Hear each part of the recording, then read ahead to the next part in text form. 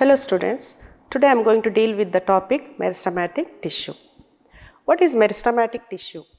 Generally in plants there are two types of tissues, meristematic tissue and permanent tissue. So meristematic tissue is the one or it is a group of cells that has the power of continuous division. The cells are immature and young. The word meristos is derived from Greek word means divisible. Meristematic tissue is commonly called as meristem. The meristematic tissue is usually found at the apex of stem, root and also at the apex of growing branches. Let me tell you something about the shape of the cell. Each cell is oval or rounded or polygonal or rectangular in shape. The cells are very small and the cells are arranged without intercellular space. The cell wall of meristematic tissue is thin walled and it is made up of only cellulose. Nucleus is very well developed, single large and prominent. Reserved material is totally absent in the meristematic tissue.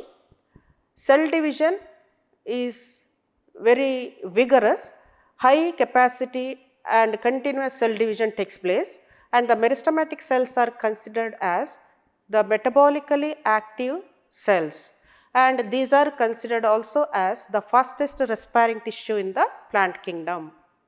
Let me tell you something about types of meristematic tissue. Generally the meristematic tissue is classified based on the three criteria. One is based on origin, next based on position and based on function. Now based on the origin, meristematic tissues are of three types: promeristem, primary meristem and secondary meristem. Now what are promeristem? Promeristems are embryonic in condition. They are very young, immature embryonic cells. They origin from the embryonic condition itself. It is earliest and youngest meristematic tissue. It is present in the growing root and shoot tips. It gives rise to primary meristem. Next, what is primary meristem?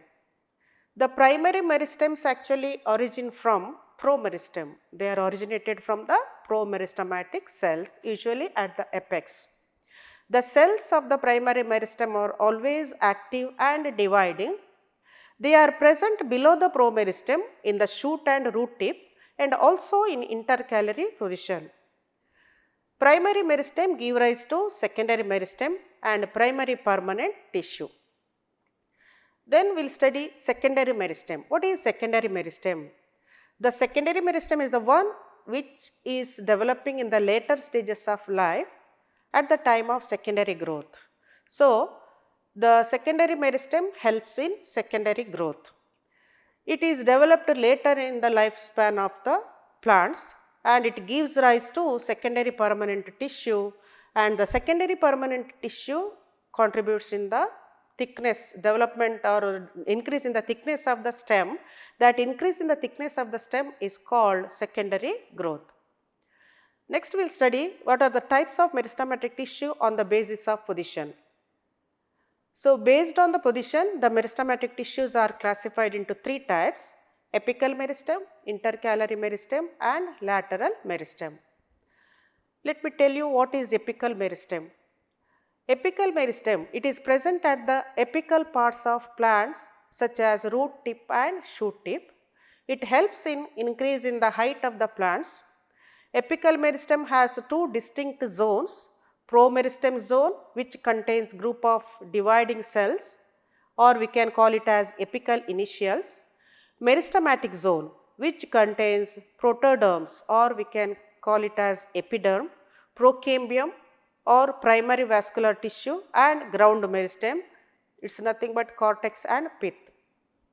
Next type, it is intercalary meristem. What is intercalary meristem?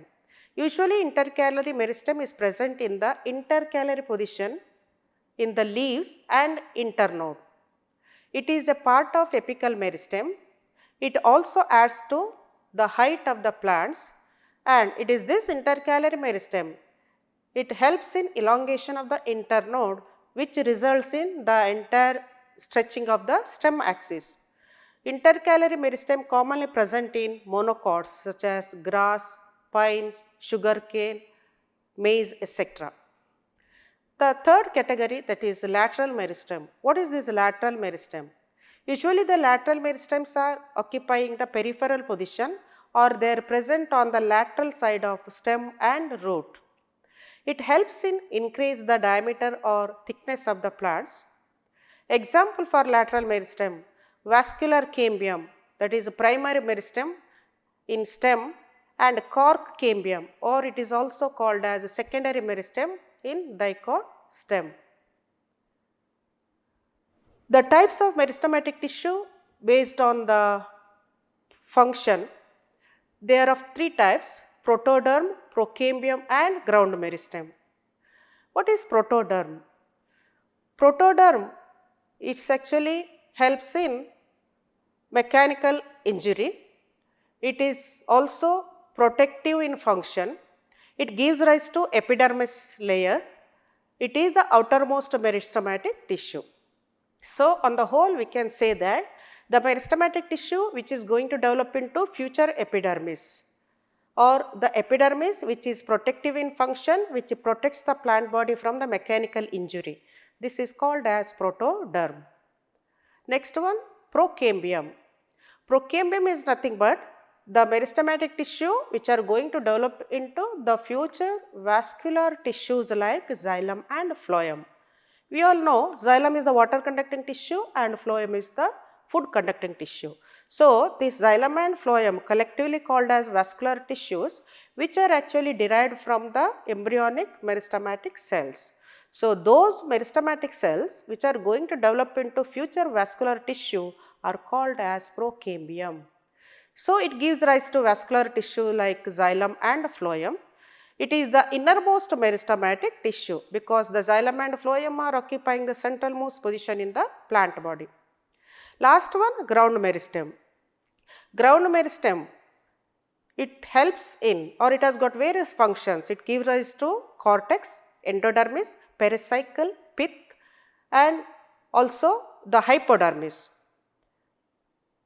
So, the ground meristem is nothing but the meristematic tissue which is developed from the embryonic meristematic tissue, and this meristematic tissue is going to produce the future ground tissues like cortex, hypodermis, pericycle, etc.